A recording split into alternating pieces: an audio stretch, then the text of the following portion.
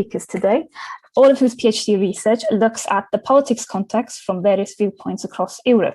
So we have with us today Kat Williams, Lloyd Watkins, who's joining soon, Sam Young, Joe Healy, and Elena Baron-Hinsworth.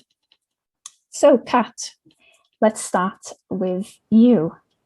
So I'll introduce Kat before she gives her paper, obviously. So Kat is a third-year PhD candidate at the School of Law and Politics at Cardiff University, and with us also here at MLang. Their supervisors are Dr. Claudia Hillenbrand from Lawpol and Professor Hannah Diamond from MLang. Her research investigates the motivations of women in the alternative for Germany. And in this paper today, Kat's going to explore how formative political experiences of living in the former German Democratic Republic have shaped some subjects' political engagement and membership of the AFD today. So Kat, if you're going to share your screen, hopefully it's going to work. Brilliant. Thank you. Can you see that okay? Yeah, we can see that. We've just got some, I think, some notes on the side or a gap. That's just the design, because I think it yeah, brilliant. Great, thanks for checking though. Hi everyone, I'm Kat Williams and I'm from the School of Law and Politics, as Ellen mentioned, with one foot in MLang, and I'm here today to talk to you about one element of my research, which is unpacking support of the AFD among citizens of the former German Democratic Republic. So my provisional PhD title currently stands as Unpacking the Role and Motivations of Women in the Alternative for Germany. And I have to add a slight caveat here that my research has changed exponentially since I first decided on that title because of the pandemic. And not only have I restructured my project several times, I've expanded my analytical remit to include male voices. But at the time that I conducted my fieldwork, I'd only interviewed women, just to give you some background to that.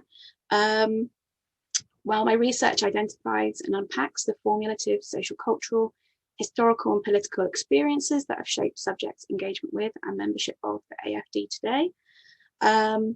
Using Foucauldian discourse analysis, I critically interrogate the relationship between discourse and what subjects think and feel, what they do, and the contextual factors that make this thinking and feeling possible.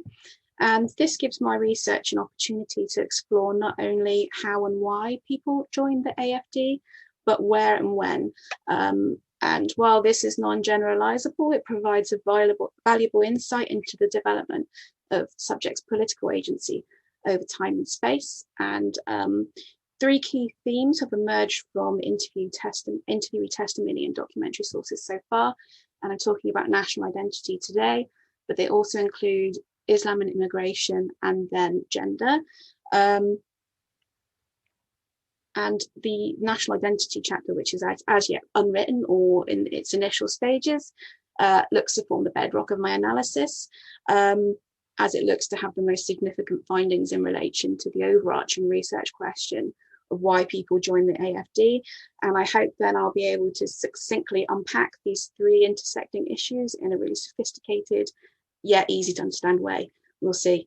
Some of my methods include semi-structured interviews and documentary analysis, as you can see from the pictures there.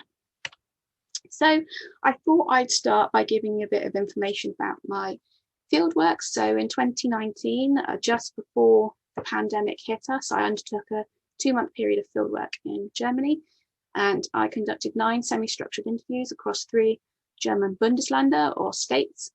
I interviewed 4 elected representatives, and an MDB is a British equivalent of, say, an MP, and an MDL is a state representative, 2 committee members, 2 rank and file members, and 1 board member. And interestingly, 7 of the interviewees were born in the former German Democratic Republic, and this was a bit of an accident, but became increasingly important later on.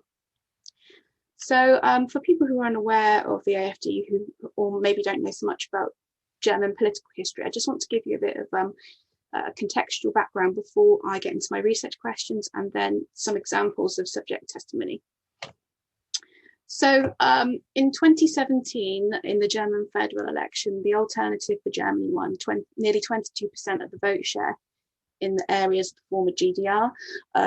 Nationally, it commanded between 7 and 18% of the vote share in the rest of the German Bundesländer, and it won 94 seats in the German Bundestag, which is the first time since the Second World War that a far-right party or populist radical right party has made significant gains.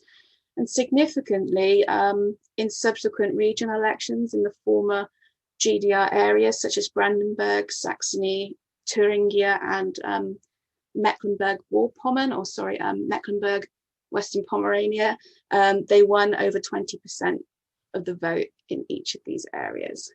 However, an empirical study conducted by Bielefeld University and the Friedrich Ebert Stiftung, the Mitte study, suggests that there's no statistical difference between East and West when it comes to prejudicial attitudes, and they call this in their study a manifest right-wing extremist worldview. And the authors of the study suggest that the disillusionment with democracy felt by some East Germans continues to be reflected in the social, cultural, and economic status of the area following reunification in 1990. So, as Voigeles points out, isolating the specificities and interviewee accounts and appropriate sources can go some way to explain far-right success in certain areas, because while the vote share was higher in the former GDR areas, every single Bundesländer voted in an AfD representative. So it's not a phenomenon confined to East Germany. This helps to trace the bottom-up origins of support for the far-right and critically appraise some of the more dominant assumptions about political participation in this context, namely what is known in my field as the Losers of Modernization thesis. So this is the idea that since the dissolution of the Soviet Union, men in particular may be more inclined to support the far right due to the social, cultural, political, economic changes that ensued, as well as the overhaul of a traditional workforce which predominantly comprised of men. So in the German case, the blooming landscapes promised by West German Chancellor Helmut Kohl just simply didn't materialize for the East Germans. 3 million jobs were lost over 2 years. And while this frustration has been instrumentalized by the AfD to a large degree, it is a concern shared across the political spectrum by both men and women. For example, Petra Kopping, the SPD or Social Democrat Minister for Integration and Equality in Saxony, one of the East German Bundesländer, talks about the humiliation, hurt and unfairness felt by East Germans during this transition period in her recent book. So, some questions arise. To what extent are issues surrounding national identity a motivating factor for some AfD members? Why is it that East Germans appear more likely to support the AfD? Has the AfD instrumentalized issues surrounding national identity to win support, including issues surrounding reunification? And how does AfD instrumentalize issues surrounding immigration in relation to this? And who does this resonate with? And I can't answer all of those questions for you today, but I just want to give you some examples from my interview transcripts and another source, just to give you an idea of the sort of material I'll be using in my subsequent analysis. So in her interview, Dagmar, all of my interviewees have been awarded pseudonyms and I've removed most identifying information. Dagmar says that she joined the AfD in 2016 because she thinks it's the only party who has a different opinion on different political issues than the mainstream. And growing up in the GDR, she was involved in the evangelical church in Germany. And while she wasn't very revolutionary, she was very critical of the regime. And it's from this wealth of experience this opinion comes, although she says she thinks that's a bit cliche. So Petra, the topic of family and education was very important to her when she considered joining the AfD. And she says, my father came from one Bundesland and my mother from another Bundesland, and they got to know each other in a different country. And she finds this fascinating because she never had the opportunity to go abroad or study abroad or anything like that. She says, I was locked in a country that robbed me of my freedom. She could only write letters to her grandmother in the Bundesland from where her father came. And her grandmother died and she never met her in person because there was a border between them. So now here's an extract from Inside AFD by Franziska Schreiber, who used to be a member of the AFD. And she says that her motivation for joining the party surrounded this discourse of threat, and the idea that the AFD was empowering the East, and the AFD and its voters were united in a deep mistrust of the elites. And they do not only not fear an overthrow, but expressly understand it as a political option. And this is where the AFD and associated groups like Pegida kind of usurped the revolutionary discourse from the GDR, because every Monday in the GDR, there would be big protests in Leipzig called the Monday demonstrations against the regime. And when Pegida emerged in Dresden in 2014, they demonstrate on a Monday. So they're trying to kind of co-opt this discourse that came out of the peaceful revolution of the end of the GDR and the end of the Soviet Union. Gabby says, so in my opinion, the dangers of democracy have a lot to do with freedom of expression, and that is our alternative for Germany. There are many people who are afraid to be open about their opinion and to express their opinion openly. And there are still very many people who fear repression. And as some of you might be aware, the GDR had state police called the Stasi, who closely monitored and spied on its own citizens. So some of that fear of repression still exists among former GDR citizens. So just to give a few concluding statements now. So there's a fear among some interviewees that their personal and political freedoms will be curtailed in some ways, akin to what they experienced in the former GDR.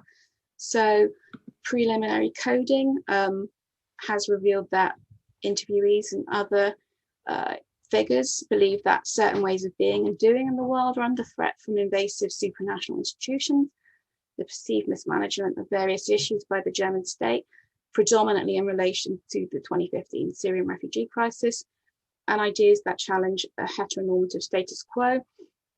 So the AFD and its members are very vocal against women's quotas in employment, gender equality, because allegedly it's already been achieved, so-called gender ideology, that's their term, and they also call it gender insanity or gender craziness. So there's a lot to unpack.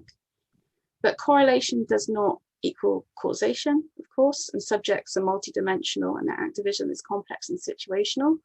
And as I said earlier, support for the AFD is not restricted to the East. So it's important to kind of take a look at the micro elements. So for example, none of my interviewees reported supporting the far right before joining the AFD, either the MPD, which is a neo-Nazi party, or the Die Republikaner, which don't exist anymore. And most reported being a member of the Christian Democrats, Free Democratic Party, or when the GDR existed, the Socialist Unity Party. And as Voigelis points out, interviewing in this respect gives us an insight into the emotional side of far-right support. And I argue in my thesis that it's important to recognise that subject support for the AFD or the far-right more broadly doesn't exist in a vacuum, and therefore it's really important to gain a broad understanding of the factors that make certain ways of seeing and being in the world possible, and it's very important to do that. But that's it from me for a moment. So thanks very much for listening, and happy to answer any of your questions at the end of the session. Brilliant, thank you, Kat. I'm giving you a virtual clap here. Yeah, I can see Joe's giving you a virtual clap as well. Thank you, brilliant. Okay then, so next we've got Lloyd. I can see Lloyd's been able to join us, thank you. So Lloyd is in their final year of writing their thesis. Their supervisors are Dr. Heiko Feinli and Professor Fabio Vigi. Their thesis is a political theory based on the implications rising automation and technological advancement against the context of late capitalism. They portray a normative methodology to show why basic income is a necessary stopgap, but radical political change is needed not only to fix capitalism, but to replace it. So the focus of their paper today is to change the world we live in, or at least within the political context of the UK. So Lloyd, if you're happy to share your screen with your presentation. Yep. I'll mute myself.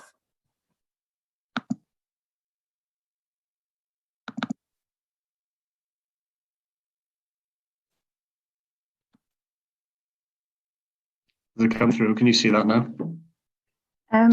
No, we can't. It says Lloyd has started. Oh, no, now we can. Yeah. Let me just F5 this, see if this some of the screen.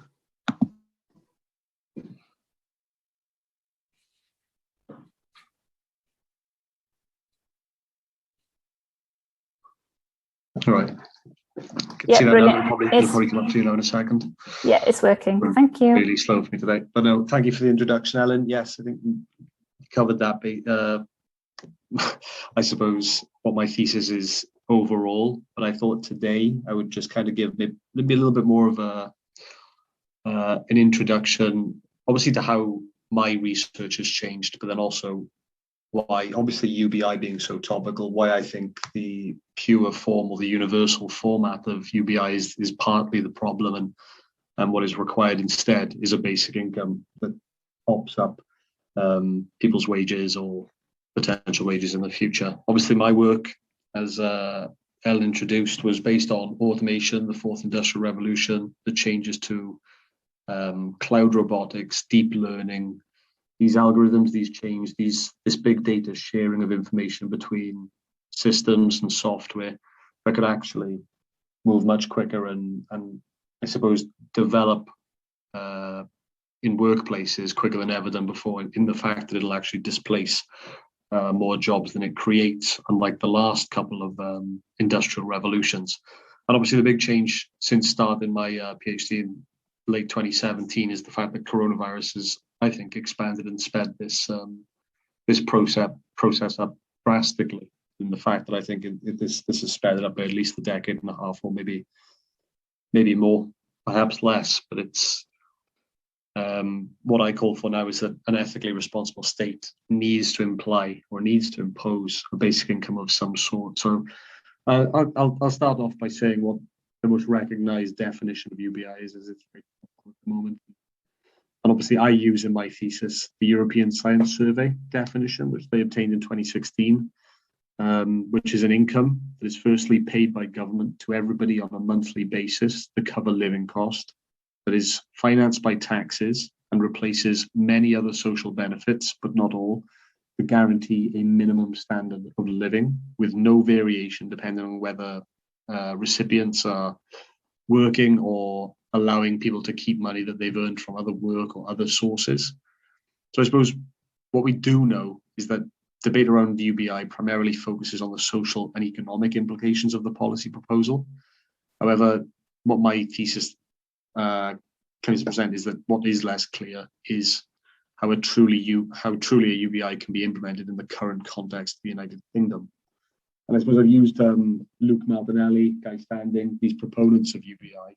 And it's Luke Martinelli of the University of Bath who uses the micro-simulation process to show that actually his findings show that affordability and the distributional effect cannot be separated.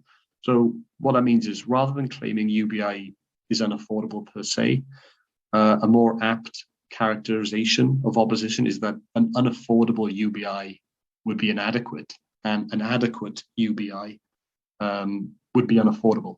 And I think it's my political theory that I tried to then find that gap and find that link to make it not only affordable, but adequate for those who receive it. And I suppose the 5 factors for UBIs and proposals of UBI differ across political ideologies, disciplines, and there are primarily 5 definitional features that I wanted to cover that generally remain constant throughout one proposal to another. In that income is distributed in cash, individually, regularly, unconditionally, and universally. And at this point, we'll introduce, I suppose, those definitional features, in that the cash transfer is the main priority one, that it has the benefit that it can be converted as the recipient sees fit, and a pure UBI allows the recipient to convert their cash into whatever they freely choose to do. It's very much the Philip van Paris argument, the freedom for those to choose. And I don't want to give away my idea, but yes, I'm very much behind that, but not limited strictly to cash. So we'll think later. Individual versus household is the second, in which the majority of mean-tested income support schemes establish eligibility, normally based on household income, especially in the UK welfare state, we still use a lot of that. And many other welfare states across Europe use that kind of process. And what this means for citizens within households is that they have a higher income than the eligibility ceiling, typically do not receive welfare payment for their own. So the argument for my case is the individual aspect is much better. And this is applied maybe into feminist approaches as well. And if you're in a maybe unhappy, detrimental marriage, you can leave and have your own cash to leave to do so. And I think the individual basis is a much more fair, equal, and citizen basis rather than household, which I do apply still, but normally to houses or households with children or young adults. I suppose the third, the unconditional versus conditional, and the argument is perhaps one of the more controversial in this debate around UBI, because especially in the context of the UK, we have welfare state schemes and benefits that are given on the condition that recipients prove that they are looking for work or genuinely unfit to be able to work. And if they've not applied for enough jobs each week, they can or miss an appointment or arrive late to, say, a job centre, they can be fined or lose out their payments for that. And I think conditions are skeptical. I think the only condition I really set in my thesis is being a citizen in, or a residential citizen in the UK. And this can obviously be years and how you get deemed it, which obviously we still have to do. I think if anyone wants to live here, interestingly, you still have to then do a test and then make a pledge to the Queen at the end of the day in your local council. But I digress. The regular payment versus one-off payment is also one of the bigger factors of UBI, which isn't often argued, but it's interesting to see, as UBI is primarily a recurrent cash payment, and under most proposals is received monthly, obviously under some weekly. However, there is the argument from Bruce Ackerman and Alan Alsott, who call for an annual grant or have argued for a stakeholder grant, whereby at the age of 21, each citizen steps forward into their adult life and they should receive a total of, it was $80,000 at the time that they said it from their government. And the money is theirs to spend, invest, to go to college or save for a rainy day, or even, as Ackerman and Alsott accept, blow it all in Vegas and put it on black. So I suppose for me, this is the biggest impact of UBI in this next aspect. Now it is the universal versus means tested, and the reason the controversial aspect for me comes in is that UBI not being mean tested means it's targeted at those who are the poorest and those who need it most. And I think that's the problem with the pure UBI, in that the economic argument, not only for it being inadequate, but if you were to give everyone the exact same now in the context that we all received $100 actually, £100 actually, the only thing that would happen, the marketplace would react, capitalism would react, and the prices of goods and services would just go up. UBI would target and change nothing, and would not really amend the problems and the inequality of capitalism, and no social policy then would really do anything then to progress for any real citizens. So that was the big problem with UBI from my perspective, and I made a critical approach of that. And my thesis argues that the 5 factors that I put forward are, yes, basic cash payment. However, for some younger children and adults, there should be a government maybe system for Gusto or these HelloFresh style healthy meals set. Obviously, kids don't make much with money, but from the age of 15, they should have money invested into a bank for them that goes from the government, so that I suppose parents don't make the most and maybe exploit or utilize that cash. And the basic argument for me is that it has to reach a financial security floor. It's partly why I call for a basic income regulator, independently of government, like the living wage, that independently argues that this has to be set in the UK before obviously governments and the Conservative government take it over, rip off the word and rebrand it. It is not. So I think that was another factor that I said needed to be added. It had to be unconditional for all residential citizens. And this was the only quasi-universality that I allowed into the theory, because I didn't want anyone being knocked off or left behind from it. we have to be not naive here and just, it doesn't make sense economically to give those who don't need money extra money. Giving money to the rich just did not seem like a way that worked properly for me. And I suppose the impact then that basic income could have is much more relevant. It could, for citizens, alleviate the exploitation of labour. And from the argument I've made, it's much more easily adaptable to a UK current welfare state that is proto-capitalist and is pro-capitalist in nature and by the state. And following maybe the amalgamation of universal credit by the last Conservative government, it makes it much more easily adaptable to move in and replace UC with maybe a BI and a proper basic income that would actually alleviate people. And obviously, I made more interesting points in my thesis. I wanted to cover, obviously, here today just the basic income arguments and the impact the basic income could have. But I call for a social contract also, which I think then that's why I've added that last point, is that if you chose at, say, 18 to 23, you give them 5 years to sign this contract. If you decided afterwards, no, I don't want to be part of this state, the state could give you a cash sum and you go and pursue happiness somewhere else. And I don't know, there's a couple of interesting points that I decided to put through it.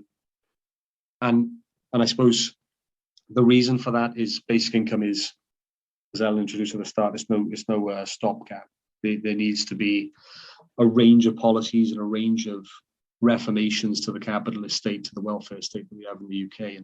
And obviously, I've put forward a range of things that could apply to a post-scarcity economy and the use for need and necessity. So I did put forward the idea that every citizen signing a social contract would be a recipient of to be part of a stakeholder society and would benefit from a sovereign welfare fund, which would be based off the nationalisation of environmental and economic sustainable effects and aspects that the country has. Employment would have to change, or the argument around paid employment would have to change to a contribution culture. I have argued that even volunteer work or unpaid work has to be considered as beneficial to the state. Otherwise, if we only view paid labour as valuable, then that's going to be, I suppose, there'll be a flaw in the system if those who decided not to work when they had a basic income would not be detrimentally affected and they felt like they could contribute in their own way. It's not as if those who, or 1950s housewives or those doing volunteer or charity work are not contributing to society or culture. And obviously that would then incorporate an end to the 5-day work week that we currently have. I don't propose any kind of date time limits on that. Just to just I just realised thank you. I'm going ahead, but you guys can obviously see a range of different ones. But no, thank you for listening, and thank you for hearing what my thesis is a little bit about, and thank you for joining and organising today. Brilliant, thank you for that, Lloyd. Thank you. Another virtual clap. Right, next we've got Sam then. So Sam Young is a second-year PhD student funded by the AHRC South West and Wales Doctoral Training Partnership and supervised by Professor Hannah Diamond. His research examines housing activism undertaken by Catholic social organisations in 1930s France, exploring how Catholic perceptions of housing and domestic space reflected the ideological development of Christianity as a socio-political force within the French Republic. His paper today gives a brief overview of his research, exploring its key themes, sources, and potential research directions. So Sam, I'll let you share your screen and I'll mute myself. Diolch yn fawr. Thanks, Ellen. Can you see this? Yeah. Okay, I'll try and get full screen. There we go. Lovely. Thank you very much. Hi, everybody. So today I'm just going to give a sort of overview of my research into social Catholic housing activism in France in the 1930s. Just to outline the presentation then, it's kind of going to be an introduction to social Catholicism, what it is, followed by putting it into the context of interwar France.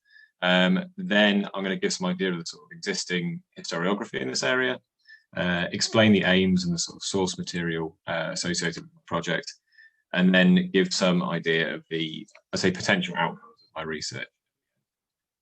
Okay, so what actually is social Catholicism? Well, on a kind of global level, it's the Catholic Church's response to the Industrial Revolution in the 19th century. So in the sort of mid-1800s, the Church really feared that the massive socioeconomic inequalities that were brought about by industrial capitalism were pushing the working classes increasingly towards a socialist revolution.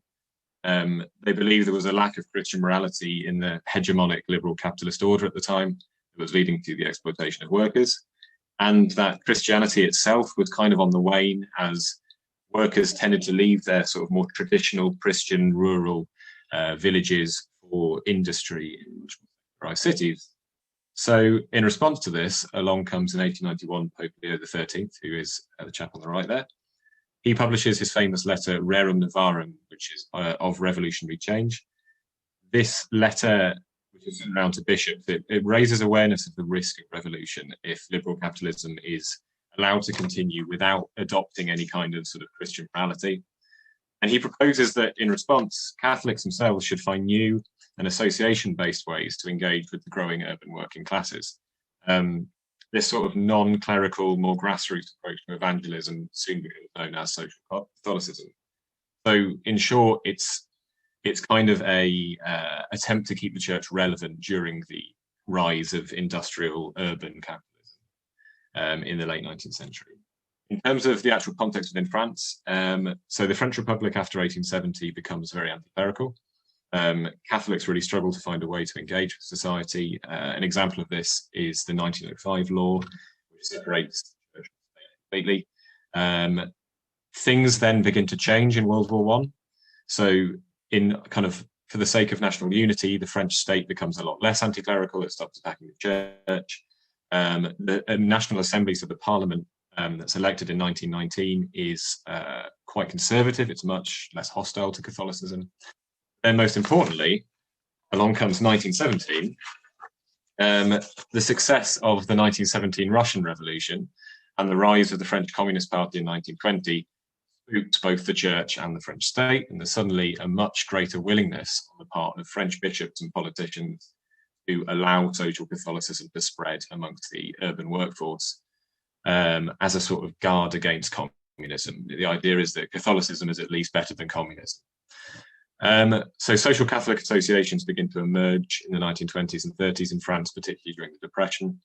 There are youth formations, so there's an example here on the left, the young Christian workers, trade unions, women's support groups, etc., all of whom claim to be offering, they call it a third way, troisième voie, to socialism and liberal capitalism that is based entirely on Catholic humanist principles. The interwar years really become this sort of golden age of social Catholicism in France. It really plays a major part in French society and in the political system. And this lasts throughout World War II into the sort of post-war recovery years, and then kind of declines from the 1950s as the number of churchgoers declines and the working class generally seem to improve, and kind of Christian missionaries begin to focus more and more on anti-colonialism rather than struggles at home. So in terms of the state of the field at the moment, most of the historiography I've actually found is English language. In fact, it's largely Canadian, which is peculiar, and I haven't yet figured that out why. But French stuff is kind of harder to find, partly because of the pandemic, but it's just harder to dig out. Some stuff we've got then in English so far includes Susan B. Whitney's book on Catholic youth activism in kind of comparison to its communist rivals. Paul Misner's account of trade unionism in Europe, which includes France as well. And then on the right, W. Brian Newsom's book on urban development in the post-war years, but he kind of makes a lot of references to Catholic activism in the interwar years and how this fed into post-war planning. But he is interested in state planning, not in social Catholicism itself. And this kind of led me to think kind of the idea of urban policy. There is very little that's been written so far on social Catholicism and housing. Now, this is despite the fact that worker housing was a really important issue in the 1930s, particularly in France, but also in Britain and America and Germany. The interwar housing system in France was really, really poor. it was a very laissez-faire market, which meant that nothing got built in the Depression because nobody had any money. Employers often owned workers' houses and rented it out to them, which meant they would evict them the moment they got fired, regularly in the Depression. And there were growing fears at the time amongst sort of moral campaigners that an unstable home life would lead to immorality and even potentially to rebellion and revolution. So the housing system itself was seen as like a key symptom of the wider failings of the liberal capitalist system. Whether you're Catholic or otherwise, that was kind of a key view. And a lot of primary sources that I've seen so far do show that there was an interest among Catholic activists in issues of the home and of the family that just haven't been talked about by historians. For example, they talk a lot about the concept of a foyer, which is a sort of quite uniquely French idea of it's an untranslatable term, but the closest you get is sort of a household or a nuclear family household. This comes up a lot in Catholic source material, and I'd say it just doesn't really feature. So what I'm aiming to do is kind of explore this link between French social Catholicism in the 30s and the issue of working class housing and housing policy. I kind of want to know, how did the Catholic activists frame worker housing as a social issue? What were their aims? What methods did they use to campaign? What opposition did they encounter from the state, from sort of big business management, from communists, from the clergy? There was often a lot of tension between these activists and the clergy. And how did the issue of worker housing fit into a much wider social Catholic sort of idea of the family and of the household, and of the role of both of these forces in building a new Christian order in France? So I'm using 3 case studies for this. We have the Confédération Française des Travailleurs Chrétiens, who are a confederation of Catholic trade unions, the Jeunesse Ouvrière Chrétienne and Chrétienne Féminine, with the male and female branches of the Young Christian Workers, and then the Ligue Ouvrière Chrétienne, which is a sort of adult version of the Young Christian Workers, but ended up mostly being a female organization aimed primarily at housewives. These 3 have been chosen quite deliberately, so each of them represent a figure within the traditional Catholic idea of the household. So you've got the sort of working father and his trade union, you've got the housewife mother, and then you've got the active, quite educated Christian youth. The idea here kind of is to give myself an understanding of how social Catholicism approached the house and the home as a sort of space for different traditional familial roles, and kind of how they saw it as sort of the shell for the nuclear Christian family unit, how they could build a society around that. To do so, I am looking at several archival collections. It has mostly been secondary reading until now, but I've kind of recently got started on the Bibliothèque Nationale de Francis Gallica archive, which is an online archive of journals and magazines. Hopefully I'll be going to France in October, November time to actually look at some of these archives in person.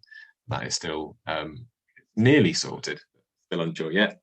And I've also been using the Vatican online archives for things like letters and papal encyclicals, background to my research. So, to round things off, where do we go from here? There's a pun there, mon avenir, my future, that I couldn't be bothered to make anyway. But where are we going anyway? So, into my final year, I basically need to do some more reading, first of all, on Catholic activism and theology. It's not an area I have much expertise in. I've not studied it much before, beyond a 3-year stint at Catholic primary school.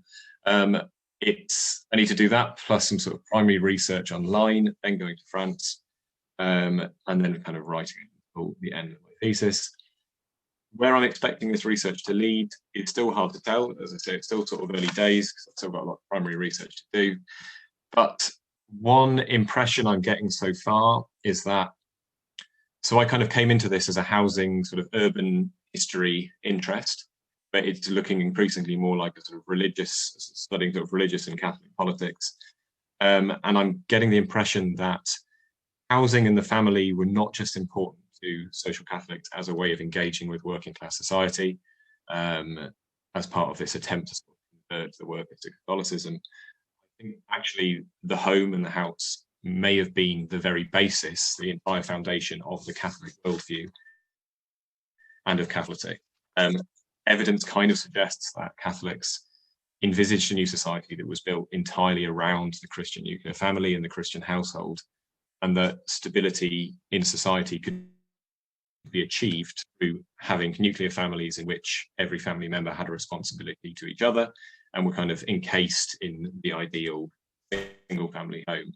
And I think this really forms the basis of their rejection of both liberal individualism and communist collectivism.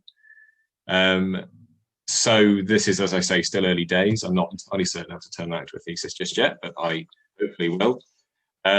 And hopefully I'll be able to give you more information at a later date. Yeah, that's the idea I'm following. So thank you very much.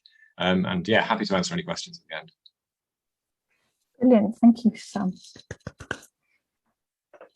Let's do the virtual class. Thank you, everyone. Right, we've got Joe next. So Joe Healy is a second-year PhD student here at the Cardiff School of Modern Languages and self-described politics nerd. His PhD work looks at state responses to social movements in France and Spain since the 2008 financial crisis even, and is supervised by Dr. Alistair Hemmons and Dr. Andrew Dowling. His paper today will focus on one small aspect of this, using the UK as an additional comparator. So Joe, can you please share your screen? Diolch yn fawr.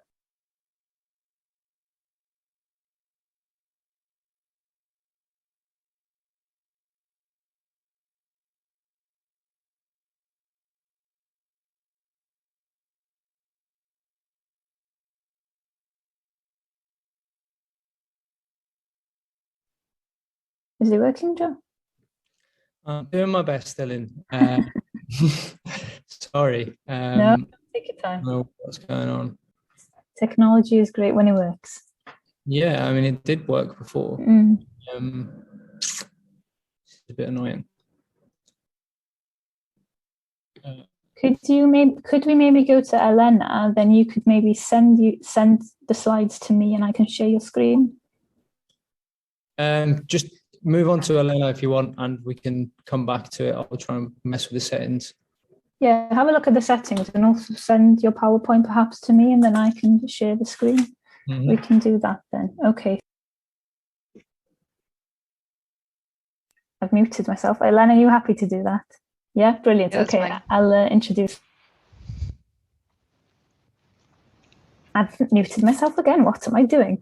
So Elena Barron-Hinsworth is a final year PhD student, and she will be presenting some preliminary findings from her research. Elena graduated from the School of Modern Languages with a BA in Spanish and Japanese in 2013, and followed this with an MA in European Studies in 2016. She was awarded a PhD studentship in 2017 from the ESRC, and as part of this, she completed an MSc in Social Science Research Methods in 2018. Her thesis focuses on the role of national trade unions in policy development at EU level, and is supervised by Professor Hannah Diamond from MLang, Dr. John Kirkup from Lowpole, and Dr. Thomas Prosser from the Business School. Okay, Elena, thank you.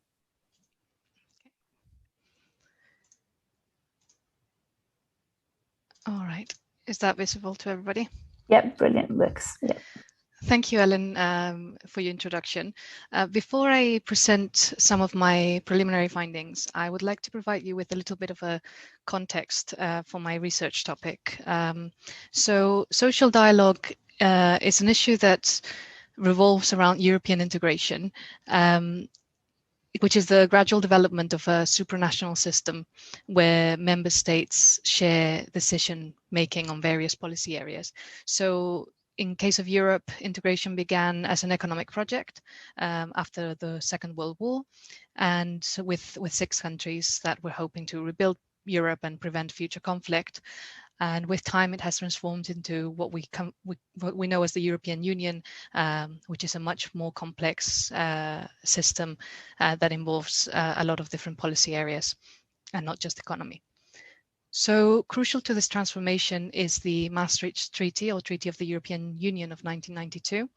And in relation to my topic of social dialogue, It's important because this treaty included an annex on social policy, the called social chapter, which changed the way in which policymaking was done at EU level.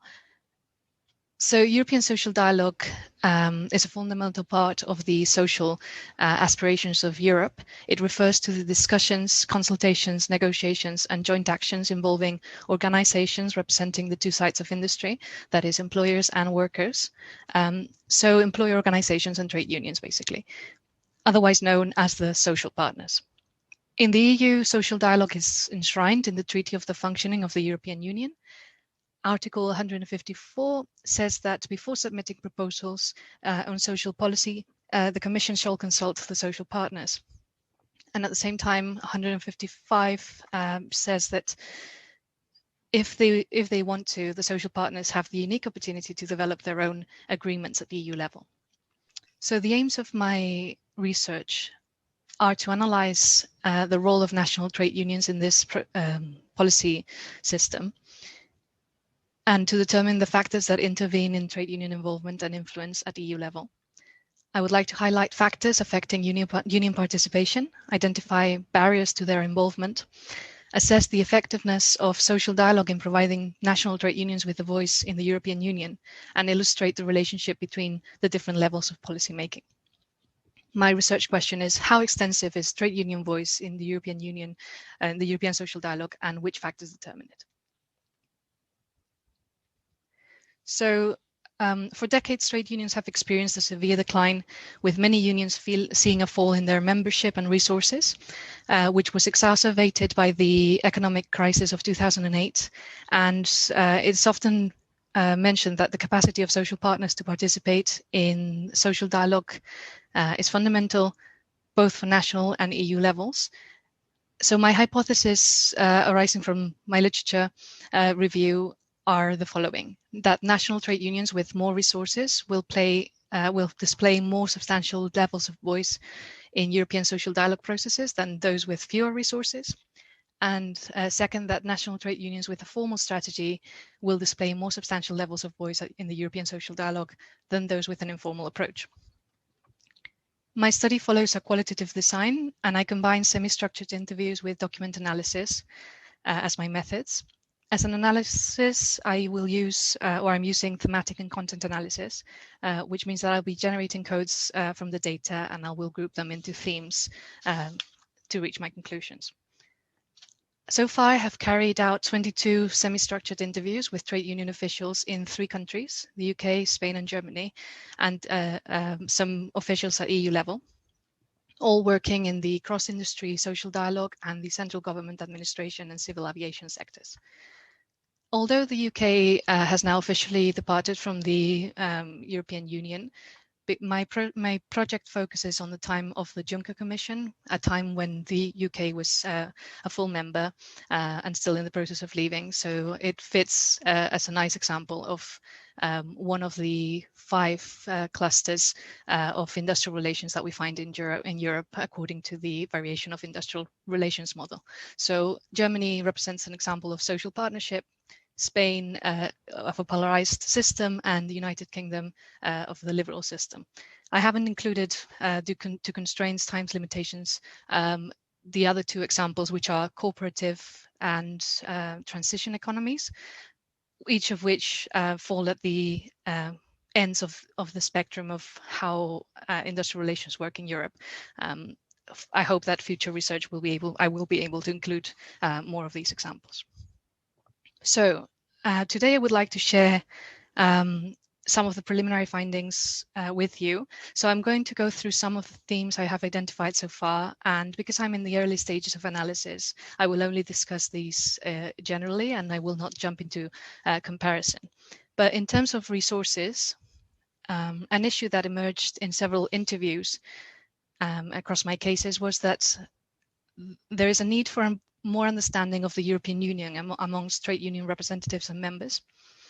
When we talk of resources, money is often mentioned as the primary enabler or barrier for participation. And financial resources are indeed important, and many mention them, but they do not see this so much as an issue because the Commission offers financial support. What I found really interesting is that trade unions officials reported that it was very difficult to find the right people or human resources, people with the necessary knowledge and skills to work at EU level. One participant highlighted that having people who understand what is happening in the industry is fundamental, but also people who understand the benefits that can have through sharing, getting involved in the EU, building those relationships. In reference to a similar issue, another participant said that amongst their members, European discussions are not fully understood, and that people do not expect to get anything out of these interactions because they do not know what their role is in the EU.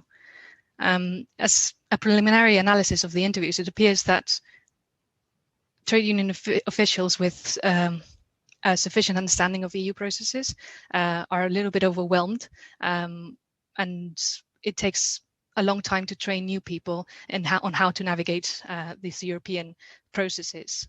So another participant said that discussions are quite technical and detailed, and although they have the capacity to follow these complex matters, they often wonder how they can translate them to their members at national level without them feeling that it's something remote or even unimportant to them. This is connected to another theme, which is the different rhythms of policymaking.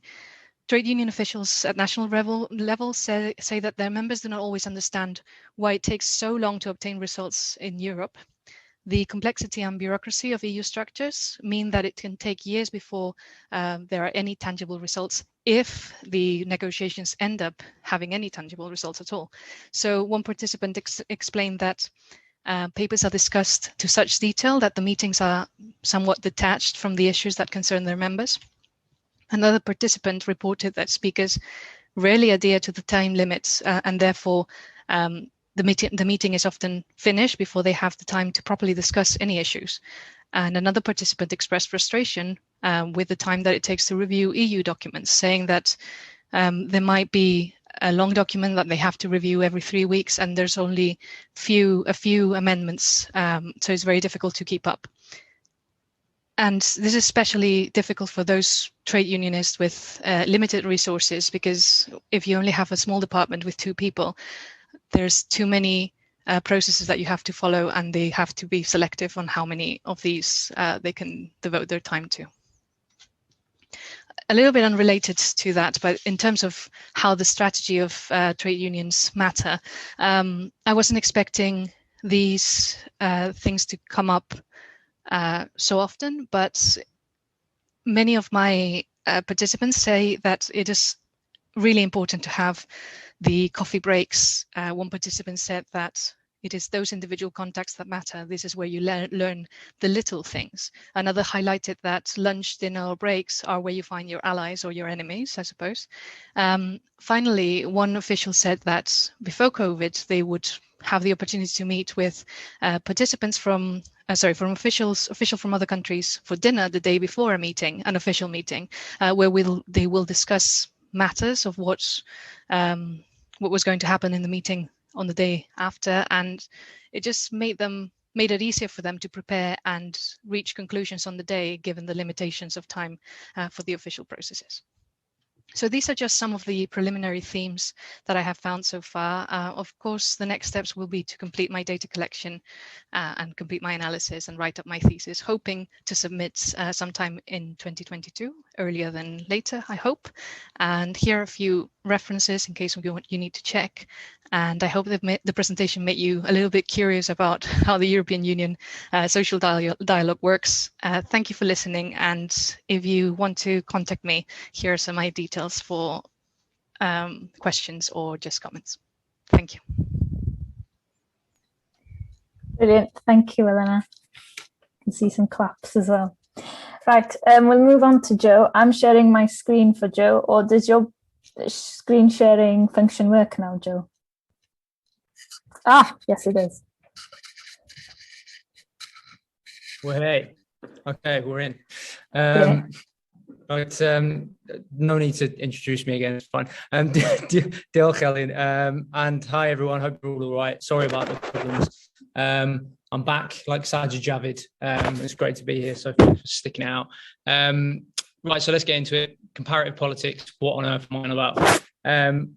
Now, this obviously comes as a shock to a lot of people here, and a lot of us being quite well versed in languages, we can probably put two words together and more or less get the gist. But I'm going to try and give a slightly more zoomed in view of what this actually means. Then I'm going to try and explain, as my title suggests, why we need comparative politics. Now, that might again seem like a ridiculous thing to do, because this is, after all, the politics panel, and many of us know why this sort of study is important. But in the context that I'm about to give you, I'm going to make the case that we can learn something from comparative politics by using it to assess a context which many of us will be familiar with, and that is the UK.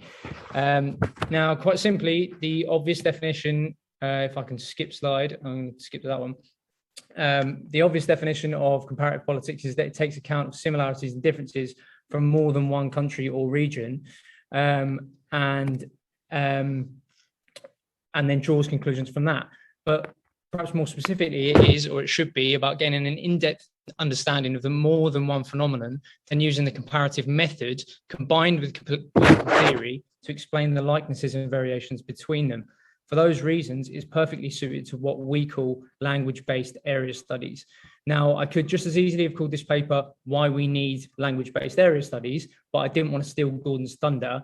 And also, there's an excellent discussion called Language-Based Area Studies and Beyond by some of our esteemed colleagues on the MLang YouTube channel from about 9 months ago, which you can check out anytime if you're interested. So let's move on ever so slightly. But having said that, it's probably worth reiterating that we are dealing with events in a very specific context, which we understand in depth. So seeing as it's Euro season, and I'm sure most England fans are still peeling themselves off the ceiling, I thought I'd take the words of Mr. Rafa Benitez and remind you all that we are talking about facts, things that are happening, processes taking place that we can analyse in detail. I'd add to this that we should not only be using textual understanding and political theory to explain these phenomena, but using the phenomena themselves to influence our understanding of the wider context. So the key element of this for us in the School of Modern Languages is obviously the fact that we use our linguistic skills as scholars to help us understand the fine-grained detail, which is often missed by mainstream political science. Now, when we talk about specific events and compare them in academic parlance, we are talking about case studies. So here's a case study. The one I picked out today is something which you might be aware of already, which is the policing bill, which is going to go through Parliament next week, I believe, in the UK. And I'd imagine it will be passed soon into law after that.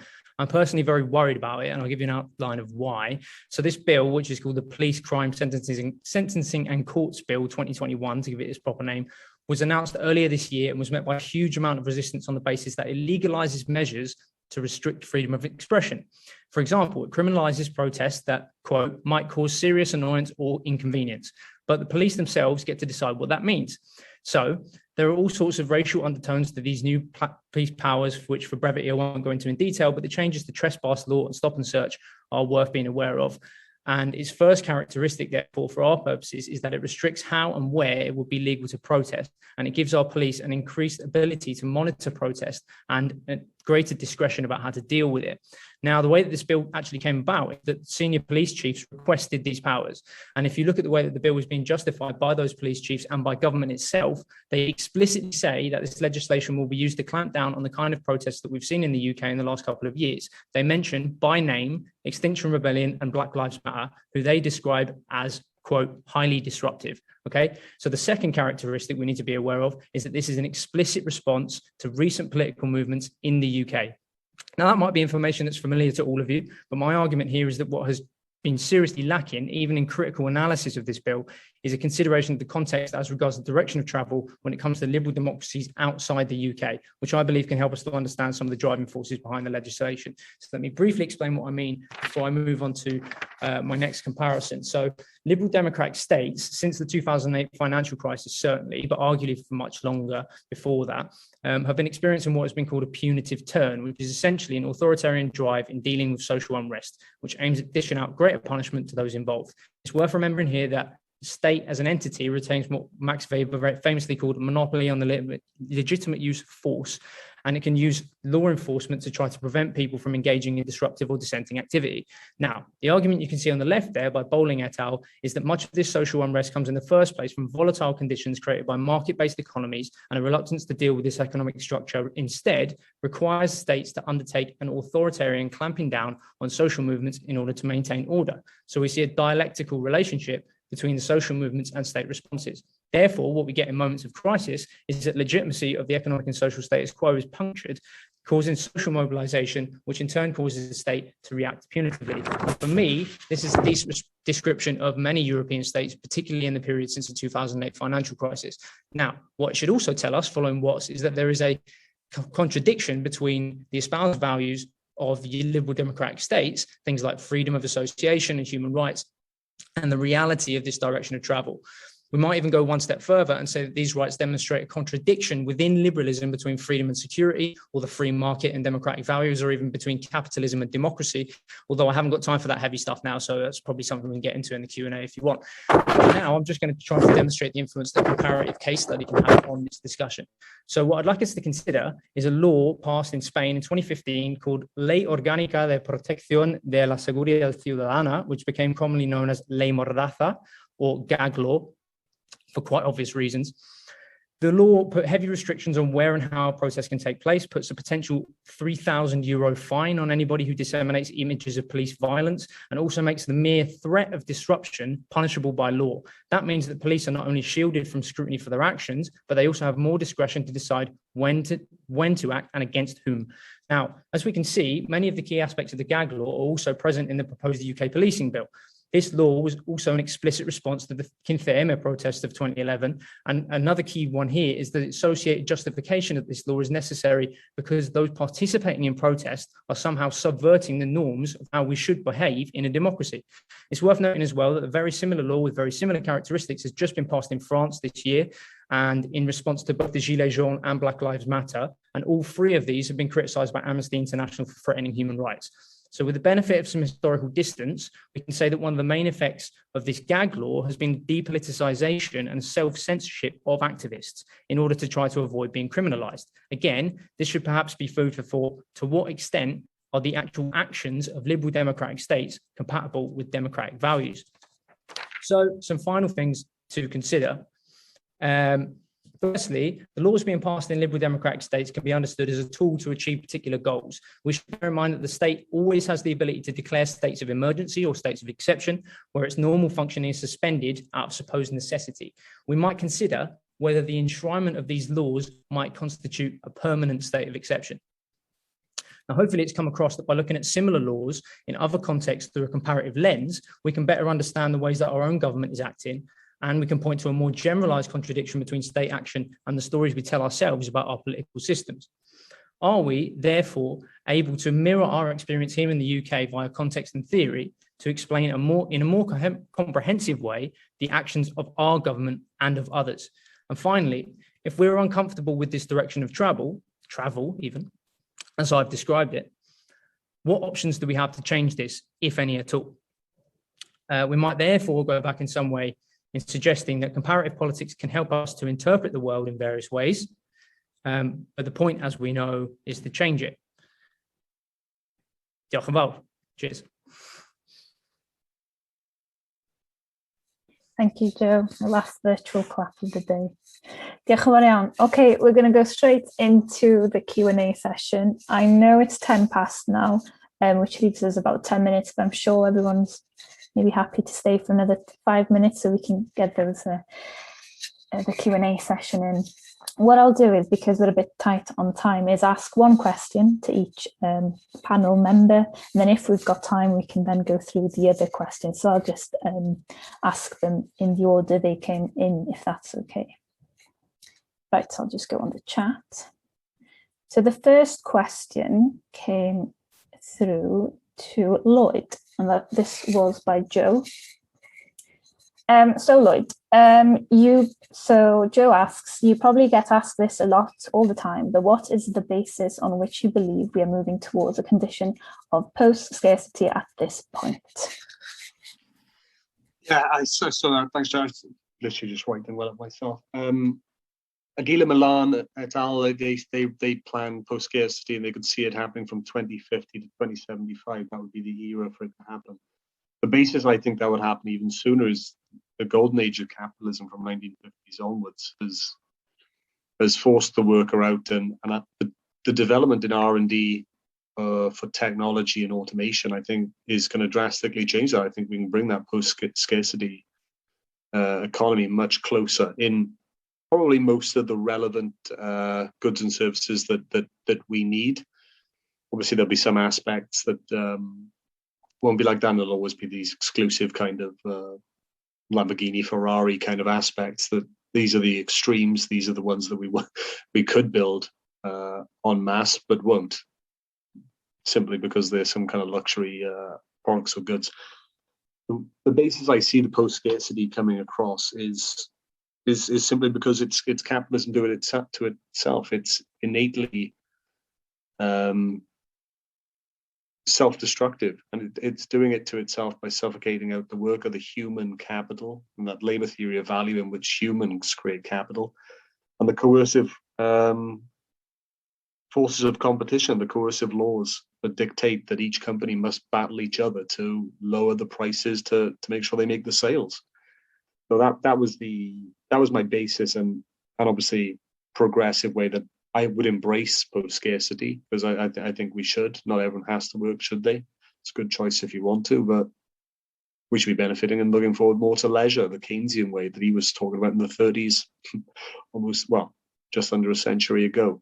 And I suppose if I can just quickly add and just say about the question I think I got from Elena about Finland. I just wanted to go over that quickly, that a lot of the pilot schemes that have gone through for UBI, there have been many positive aspects. I mean, people don't spend all their money on booze, fags, and drugs. That was found a lot from most of the pilots to be a complete fallacy. That a lot of the right wing and a lot of the media like to promote as this is just obvious, when the evidence shows completely otherwise. And the Finland experiment, for me, didn't go far enough. It was simply a 2-year pilot, and what they found after it was the citizens' well-being and mental health was better.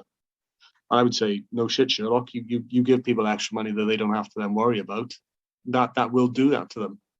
So that's my argument why redistribution needs to be a lot better. And obviously, the Welsh version from the most recent election here, Mark Drakeford, the First Minister, is going to promote a format of UBI that, for me, pilot scheme, 2 years, great. You give it to carers. It'll make their lives a little bit better. And after that, you take it away from them and they're left back to square one. Pilot schemes for me are, I was going to swear, are not good enough. They're not long-term enough. They're not viable enough. So you need proper change and to make it full on and accepted throughout. And I argue that through the welfare state. And yeah, very disappointed by a lot of the pilots, but we found a lot of good things so far, a lot of positives. But you need proper structural changes to the capitalist economic system for us to have a proper basic income to protect people. But no, thank you for the questions. I really appreciate them. And I'll just go back to writing my one for Joe that I was in the middle of. Brilliant. Thank you, Lloyd. Yeah, since we are, I guess, a bit tight on time, I'll just go through the questions and ask them. But if people kind of want to summarize other questions in their answers, panelists, please do feel free to do so. So the next question is from Charlotte, and it's for Kat. So, Kat, you said that you were also incorporating men's perspectives into your interview source materials. What has this yielded in terms of the role of gender within the AFD? I was also really interested in the AFD use of the term gender ideology, as well as gender craziness, which I have also encountered in conservative Spanish discourse. Interesting. Thanks for your question. That is really interesting. I did send out a Zoom call for additional interviewees during the height of the pandemic, but unfortunately, that the party wasn't as accommodating as it was when I did my fieldwork, and I haven't been able to interview any male members of the AFD. So I've been relying primarily on different source materials such as self-published works or semi-autobiographical works. And I think the most striking finding from this is the idea that the moral and biological of the health of the state is becoming increasingly linked to a radical overhaul of society where strong men take center stage in politics. And I refer here to one of kind of the most prominent male figures in the AFD, Bjorn Höcke, who's the party leader in Thuringia, and he's very controversial. And he talks about a return to normality and a re-Prussification of Germany. So he, in order to achieve this return to normality and this kind of like idealized moment in German history, which he has an affinity with, although no experience of, the AfD kind of stratifies and exploits the gender-based interests of its members to fulfill specific political goals. So women become responsible for kind of the biological reproduction of the nation, whereas men are kind of charged with the political, cultural, economic reproduction in society. And the Bjorn Höcke case is really interesting, actually, because he has this vision of a Germany where there's a return to normality, as I said, and this is based on the experiences of his grandparents who lived in Prussia, and then after World War II, Prussia as it was, and then after World War II, they were displaced. So he's kind of yearning for this moment in time that he was never a part of. And in order to do that, women and men have to do specific things, as I said. So lost my train of thought then. I thought it all out, but I think that, yeah, essentially the kind of my findings so far indicate that men kind of see themselves as nation builders, responsible for ideas and culture, whereas women kind of are there to do the grunt work, to have the babies, to kind of use the kitchen as their palace. Men do the hard work, as it were, and women support, which isn't a new idea by any stretch, but that's quite in contrast to the accounts of my interviewees, who are all very politically engaged for the most part, politically engaged and inquisitive people who I would say not envisage themselves in this kind of like subordinate role. So there's some really interesting contradictions to unpack about the ideological and programmatic goals of the party and what this might mean in terms of gender, and how members deal with these contradictions in their own lives. Also, just to quickly respond to Elena's question about emotion. So there's a lot of practical concern about practical issues, I'd say. So especially from my female interviewees, practical gender-based concerns about maternity leave, stay-at-home mums, childcare, that kind of thing.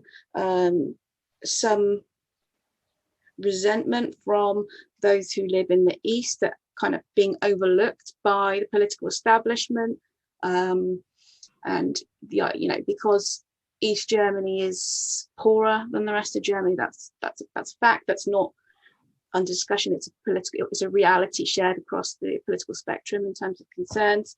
And additionally, through my investigation of sources of male voices, there's kind of like a fear of emasculation, discursive or otherwise, men being emasculated by the state, somehow German masculinity is being corrupted by the insidious influence of outside institutions, the EU, that kind of thing. And that kind of links then to an invasion discourse relating to the refugee crisis.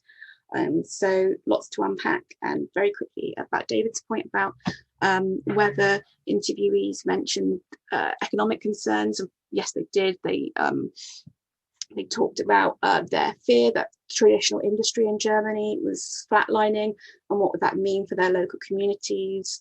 The lack of investment in different areas, which sees kind of like a brain drain to other areas in Germany.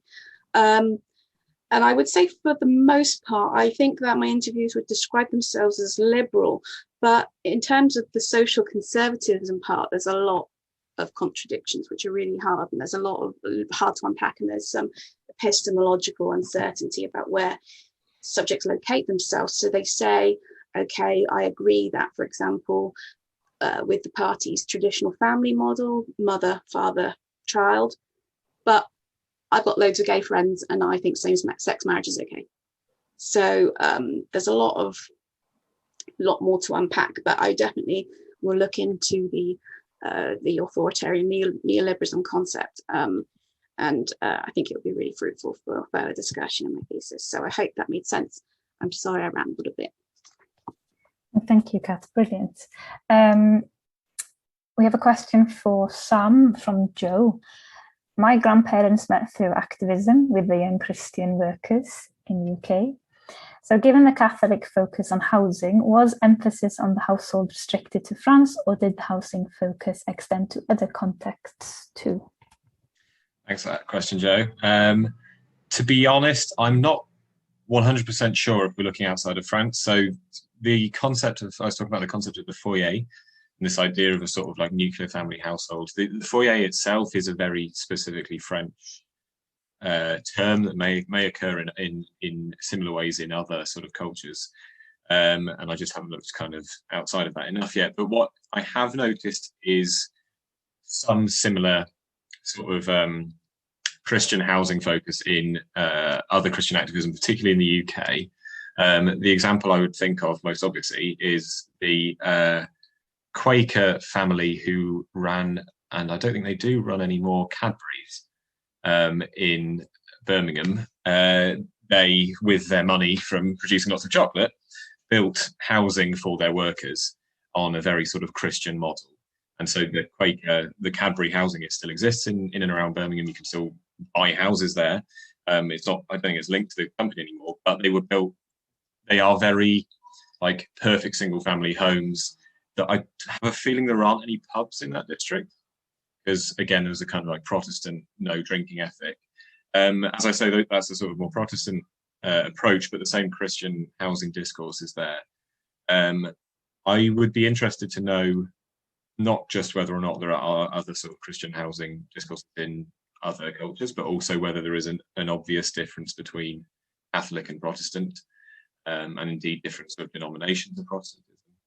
As I was saying, the no pubs thing is striking, whereas I don't know of any sort of like teetotal element to it, and sort of link between family life and teetotalism in the Catholic example.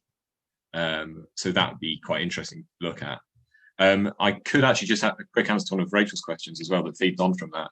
So she asked about looking into what kind of sources I'm looking for and how to use them in my analysis. One thing I'm really interested in looking at is sort of young Christian workers discourse, and looking for, like, I'm going to go through, and I already started doing this, sort of like youth magazines and Christian youth sort of like newsletters and almost like comics. And seeing how do they talk about housing and how do they talk about the family and how are they trying to sort of educate this next generation of young Christians with this sort of long-term plan in mind to cultivate a family-based Christian social order around France in the long run. So yeah, I do think sort of the house really is central to that. Not sure I can add to that. Thank you though, good question. Yeah, thanks, Sam. Now we've got a question for Elena from, I think it's Charlotte. Yeah. I'm really interested by the coffee breaks matter theme. I wondered if you could talk a bit more about the implications or significance of these unofficial conversations and social interactions and who is included or excluded from them. Yes, of course, the coffee breaks matter thing really surprised me a bit, because I was convinced that, you know, the trade unions would need more of an official approach to more of a formal approach to get things done. And I realized that networking is one of the most fundamental aspects of actually getting those discussions moving, because the actual meetings are too short, even if they are not short really, they are like hours long, but there's so many people participating that it's very difficult to get things done. So for many people, having a presence in Brussels is really important. Now with the pandemic, things are happening virtually, but they complain that obviously you miss out on those face-to-face, one-to-one interactions. Who is left out? I suppose it goes back to the issue of resources. You have trade unions that have limited financial resources, and even though they're supported for the official meetings, they will not receive support to just stay around and socialize. And in terms of languages, for example, they might find it difficult to find someone who has the language skills to participate at EU level. And obviously there'll be translation provided in the official meetings, but who's going to translate for you during the coffee breaks? And then you have, of course, other types of issues like cooperation between clusters or allied unions that have similar ways of thinking, that will decide to, gather together, decide on a common way of approaching a meeting, and then you have those internal debates between different clusters of unions. So yes, definitely a very significant finding that there is a lot of informal relationships that affect the way in which decision making is made. Brilliant, thank you, Elena. And I wonder if we can finish with Joe with one question from Sam.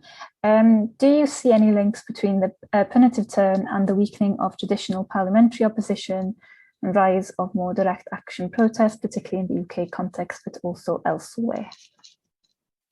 Yeah, thanks for the question, Sam. I wouldn't say it's necessarily parliamentary opposition per se. I would have said it's more to do with kind of the way that citizens have withdrawn from the sort of formal political realm. So kind of Peter Mayer wrote a book back in about 2013 where he essentially argued that there was this big void compared to what had existed before, where trade unions and political parties were mostly for the sort of appealing to the sort of centre ground of the electorate and marginalising what they would want to consider to be their base. And what essentially happens then is that people sort of get fed up with politics, start ignoring it, and in some cases get driven to more protest, which is more centered on direct action and a sort of lack of trust in the political system to actually deliver. So I definitely say that's at play. In the UK, you might look at something like Extinction Rebellion, where they have actively pursued a theory of we're not going to associate with any political parties, and they deliberately tried to get themselves arrested. It was like a tactic of theirs because they saw that was as the best way to grab the media attention away from party politics.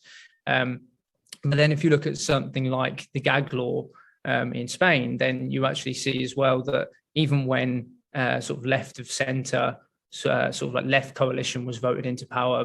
I mean, I know they've had the pandemic to deal with, so let's not sort of criticise them too much, but they were voted in the beginning of last year, and they haven't repealed the gag law at all, despite having criticised it at the time. So it's difficult to see where the next step is, I suppose. But what I suppose I would argue is that if the sort of continued fracturing of politics goes on further, then I wouldn't be surprised if this process continues. Brilliant, thank you, Joe, for that. Just to let you know, panel members, I've just saved all the questions and everything, so I'll send them to you afterwards, so you can have a look at them again, because I'm sure they're very interesting questions.